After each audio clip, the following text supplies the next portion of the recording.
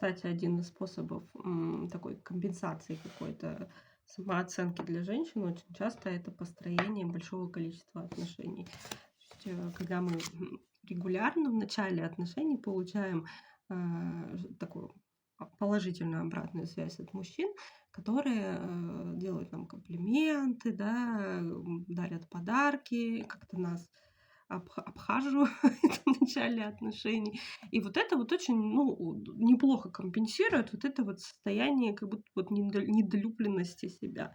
Но проблема в том, что, если, этой любви не было получено достаточно в детстве, никакой другой мужчина, вообще никакой мужчина, вообще никакой другой человек не сможет нам дать ее достаточно, чтобы это все компенсировать. Это будет как просто, вот лить в бездонную яму. Единственный человек, который может эту недолюбленность закрыть — это вы сами.